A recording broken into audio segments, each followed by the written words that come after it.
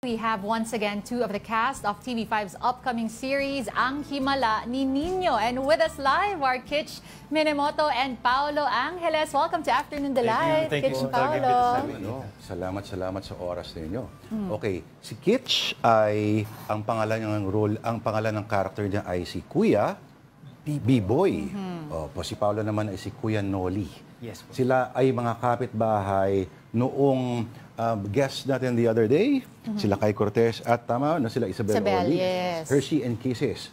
Okay, so mukhang interesting itong mga neighborhood na ito at ano ang exactly role ninyo doon sa Himala ni Nino?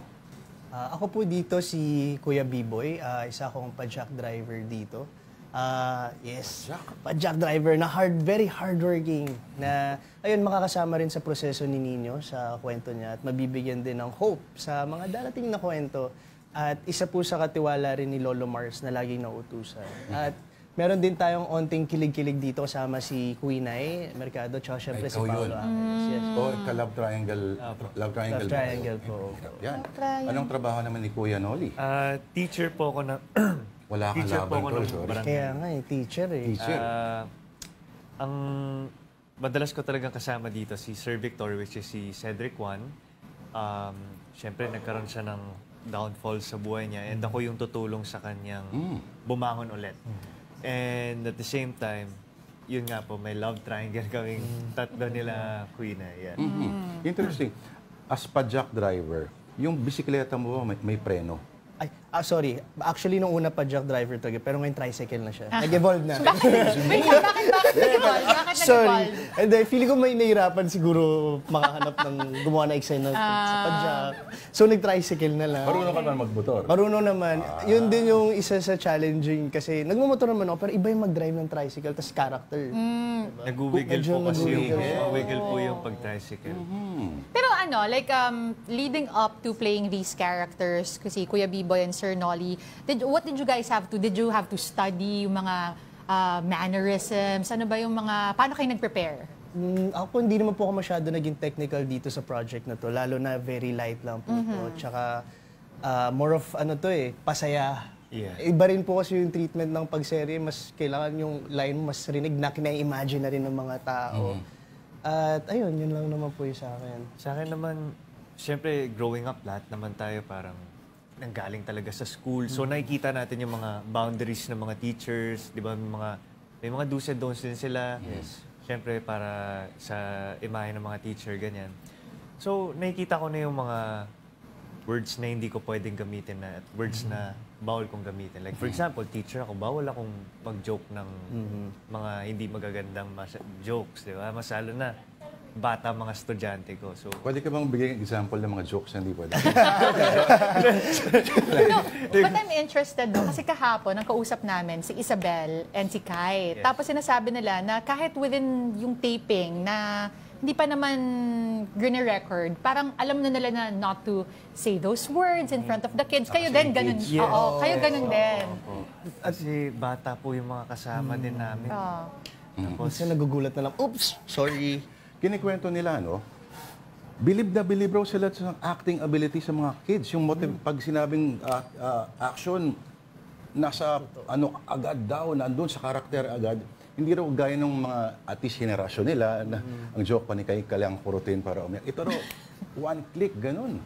Feeling ko commendable din po yung preparation nila sa bawat eksena. Kasi pag nakikita natin nandun sa standby area, pag sinabi nung acting coach na aral ng script, makikita mo yung dedication din ng mga bata sa pag-aaral nila. Pag Seryoso sinabing rin talaga sila. aral na ng script, para silang nasa school talaga. Hindi, no? So, disiplinado sila po talaga doon. At saka cute nung pag, kunyari, parang hinihimay nila yung mismong script. Coach, alam mo yung sobrang genuine ng tanong. Seryoso? Na sobrang, Wow. Coach, bakit ganito? Di ba nga bata ka pa nga ganito? Si Zion kasi parang medyo tito na siya. Ina-arthritis na daw siya. Parang old soul. Oo, old soul po siya. Pero magaling, napakagaling nung bata. Maganda rin yung vibe sa parang relax lang daw yung shoot. Oo po, totoo. Kasi yun nga po, parang blessing po siya sa lahat eh. Parang kung blessing si Nino sa community ng Bukang Liwayway, ito naman po itong project na to, blessing po sa amin lahat. So, ang Ibig ganda. sabihin, laki ng TF ninyo rito. Ay, Ay, naku, sana. Direct, baka Hindi, masasan. actually, may sinabi siya kanina kasi ililibre daw niya tayo ng... Palakpakan tayo. yeah! At ililibre mo rin kami. ha? Kitch! The good vibes, bakit good vibes? Kasi, may kinalaman ba ito dahil mayroong positive energy yung mensahe ng programa? Feeling ko, yung frequency na rin ng mga tao pag nag-shoot eh. It's a good day, may shoot ako. Tapos, gustong-gusto mo yung pag-aarte. Parang, yun nga eh, bago hope sa lahat to eh. Saka sabi rin ni Direk, before the shoot pa, no, StoryCon pa lang, sabi niya, gusto niya masaya ang shoot. Kasi kung masaya lahat, maganda yung kalalabasan ng trabaho ng lahat. So gusto niya maganda yung work environment namin. Ang sikreto sa masayang shoot, Ano? cut off. Direct may katapore. Hindi, pero the good vibes during, shooting and taping, you also would want that to come across the camera, the screen rather. What do you hope for the viewers? Ano yung gusto nyo take away nila when they watch the show eventually? Ayun, nakakada may problema, may hope na darating.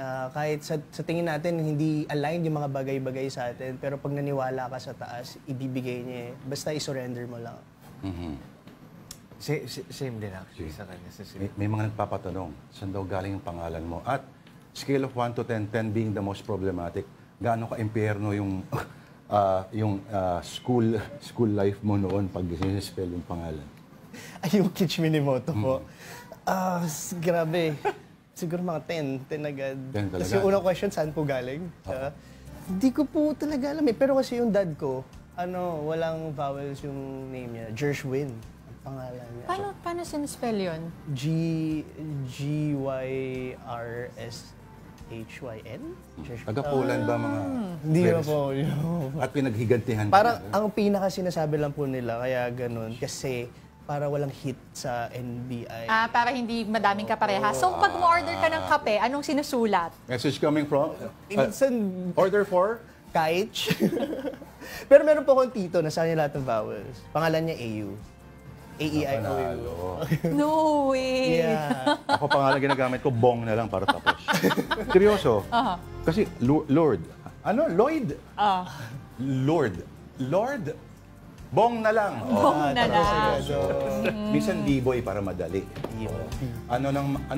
Okay, aside from this, ano pa mga projects pinagkakaabalan ninyo, Paolo and Kitch? Ako po ngayon, I do hosting din po. Meron din po akong talk show or podcast. Ngayon nasa season 2 na po kami. Wow. So yan, abangan po natin yan. Di ko pa po pwede sabihin ko sino yung unang guest namin. Pero yan. Ako po, so far ito lang po eh. Kasi matagal din po ako nag-stop na showbiz para magtapos po ako ng school. So, Yun, no? kakabalik ko lang po. Ito po yung first project ko talaga ulit. So, Uy, nice. so yeah. I'm sure pinagbigyan mo muna yung parents mo. Yes. Pagtapos ka na, tapos yan, kahit anong Kahit gawin mo sa buhay. correct. Tsaka iba yung feeling na may diploma. For Diba? Panghampas rin yung ano. Oo, correct. Alam mo, tama. Kikwento ko sa'yo mamaya. Alright. So, paki-invite yung mga nanonood sa atin. At siguro, bakit kailangan nilang manood nito? Magsa-start na po ito September 30, 11:15 ng umaga bago po mag-Eat Bulaga.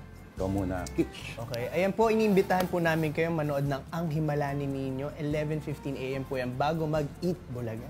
At saka panoorin niyo po ito, supportahan niyo talaga.